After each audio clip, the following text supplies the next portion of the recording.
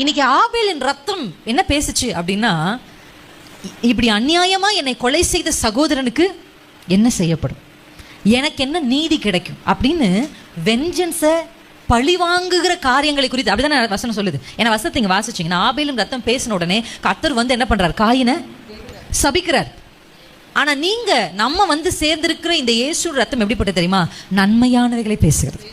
அல்லேலூயா. அப்படியே கையை உயர்த்தி சொல்லுங்க, இந்த மாதம் நன்மையானவைகள் எனக்காக பேசப்படுகிற மாதம். அல்லேலூயா. எத்தனை பேர் ஆமென்னு சொல்றீங்க? உங்களுக்காக நன்மையானவைகளை பேசுகிற ஒரு இயேசு பிதாவின் வலது பாரிசத்தில் இருக்கிறார் என்பதை நீங்க மறக்கவே கூடாது. உங்க வாழ்க்கையில தீமை நீங்க யோசிச்சு பாருங்க.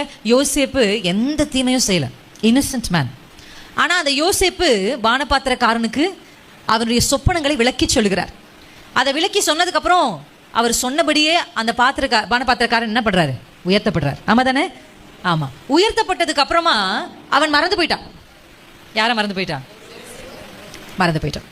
ஆனா திடீர்னு ஒரு நாள் கர்த்தர் நினைப்பூட்டுகிறார். இல்ல, ஒரு சொப்பனத்தை வர வச்சு ராஜா அதை இவனுக்கு முன்னாடி கரெக்டா சொல்ல. வேதத்தில் நீங்க பாத்தீங்கன்னா எல்லா சம்பவங்களுமே எதுவுமே சும்மா அவங்க வர்றது, ஒருத்தர் பேசுறது, அப்பெல்லாம் நீங்க கதை போல அதை படிச்சிருக்கீங்களான்னு எனக்கு தெரியல. வேதத்தை நேசித்து வாசிச்சிங்கன்னா அப்படியே you will go into that, அதுக்குள்ள போயிருவீங்க நீங்க. நான் வேதத்தை வாசிக்கும் போது இன்னும் எனக்கு ஞாபகம் இருக்கு. நான் ஹாஸ்டல்ல அந்த பைபிளை திறந்து வாசிச்சுட்டு இருந்தேன். அப்போ சவுலும் யோனத்தானும் என்ன பண்றாங்க, கொலை செய்யப்பட்டுட்டாங்க. ஒரே அழுக நான், ஏன் ஆண்டவரே யோனத்தான் ஏன் பாச்சு ஆகணும், யோனத்தான் ரொம்ப, ஏன்னா அதை தொடர்ச்சியா படிச்சுட்டே வந்துட்டு இருக்கேன். எனக்கு அழுக வந்துருச்சு, யோனத்தான் மரிச்சது. எனக்கே அழுக வந்துச்சுன்னா தாவீது அவ்வளோ அழுதுருக்கிறார். ஏன்னா யோனத்தான் he doesn't deserve to die. இல்ல, ஒரே ஒரு காரியம் தான் யோனத்தான் செய்தது, தவறு என்று ஒன்றை தெரிந்து அந்த தவறோடு கூட நின்றது மட்டும்தான். ஆமென்.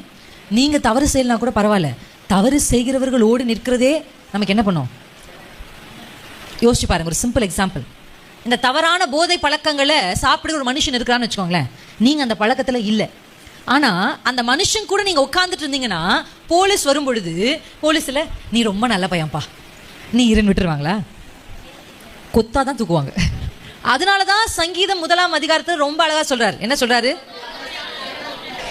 நடக்க மாட்டேன், நிற்க மாட்டேன், உட்கார கூடாது. அப்பனா நம்ம யார் கூட நடக்கிறோன்றது ரொம்ப முக்கியம், யார் கூட நிக்கிறோன்றது ரொம்ப முக்கியம், யார் கூட உட்காரோன்றது ரொம்ப முக்கியம். யோனத்தானுடைய வீழ்ச்சிக்கு காரணம், யோனத்தான் எந்த தவறும் செய்யல. சவுல் தேவனுக்கு விரோதமா இருக்கிறான்னு தெரிஞ்ச உடனே தாவீதோட வந்திருக்கணும் கிளம்பி பொட்டியை தூக்கிட்டு. அல்லேலூயா. ஆமென். இன்றைக்கும் கர்த்தர் நம்ம சுற்றி, நீங்க வேலை செய்யற இடத்துல ஆண்கள் ஆனாலும் பெண்கள் ஆனாலும் உங்க பக்கத்து வீட்டுல தீமையை விட்டு விலகுங்கள். பிசாசு கூட ஃபைட் பண்ணலாம், பாவத்து கூட ஃபைட் பண்ணக்கூடாது. அல்லேலூயா.